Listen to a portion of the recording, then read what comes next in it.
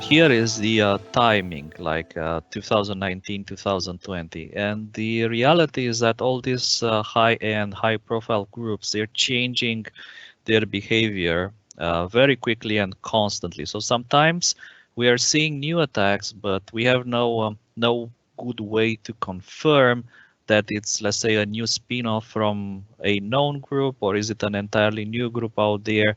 So to answer this directly, I don't think that we have spotted anything from these two threat actors in 2019 or 2020 that would be easy to connect to their previous activities. At the same time, we released the Kaspersky threat attribution engine recently, and I did show KTA during the Great Ideas webinar the last time.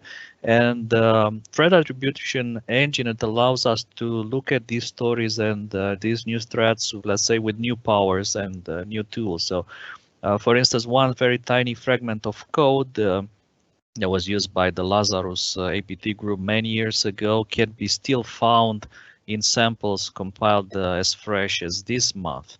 And the same, I think, can be applied to pretty much all threat actors out there. And by just leveraging this tool, we think that it's possible to connect to samples from today with samples from several years ago and to find these kind of links between modern operations and older operations. But of course, this remains to be seen, and we'll have to kind of dig more and to do more research in order to be able to uncover any real connections. But again, so far we have not seen signs of activity that can be considered recent from these two groups. I will add, sorry, Jeff, I will add that we will be able to answer this question a few years from now. Correct, Costin? Yeah. The reality is that it takes a couple of years to discover what happened several years ago, and in many cases there's a lot of pieces to the puzzle, and as you collect these different pieces from different parts of the world, sometimes, right? You have threat actors which hit at the same time multiple countries, so you find a small sample from here, a small driver from another part, and then you finally combine and you realize that, wow, apparently they were related. And such a very, very good example is a malware that was recently revealed by our colleagues from Palo Alto. They call it Acid Box, we call it Magic Scroll.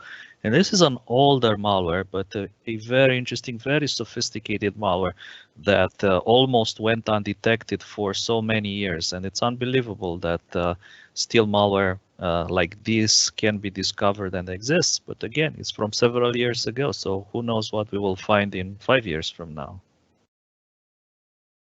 Let's look into the future a bit there, Mr. Costin. So I think as a follow-up to this question, what have you seen specifically that you believe is helping that if they haven't done spun-off groups or have anything related to it, what do you believe these groups may have done to hide their tracks?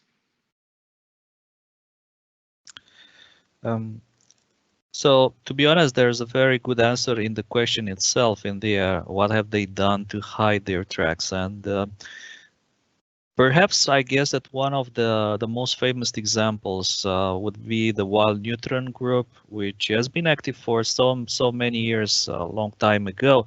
And then after Kaspersky and Symantec published about them, they completely disappeared, like went completely invisible, some say.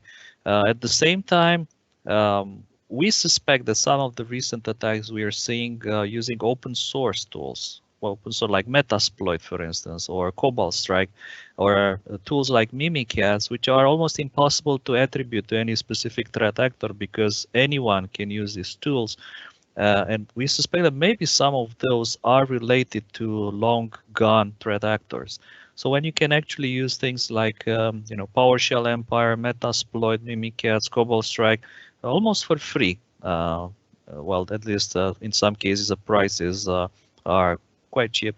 And when you can use them, why build your own tools when you can just use open source tools in the attacks and complicate the attributional loss? So for us, from the point of view of connecting tools to infrastructures and threat actors, this is one of the biggest nightmares, because open source tools add a kind of random variable there in the equation. So in my opinion, what has happened, they probably adopted a lot of open source tools, and this kind of helps hide their tracks. Talking in general about hacks for higher groups, I've seen a significant increase in these operations during the last years.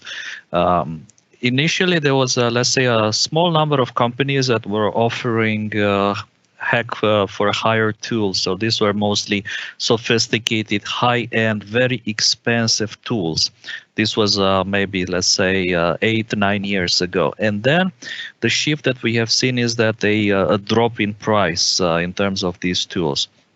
So I remember one story that was told at Security Analyst Summit, SAS, by a former law enforcement officer who was researching. He was just researching the cost of these tools, and he got in touch with a company that was providing such services, and they got back to him and said, okay, this is the price tag for some of our tools, and the price tag was huge.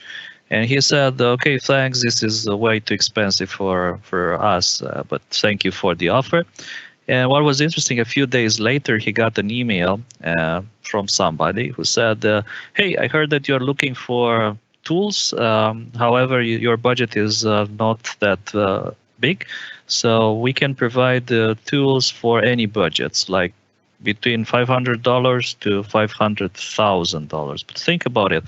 Hacking tools that someone can use starting at $500, which is almost nothing nowadays when it comes to running cyber offensive operations.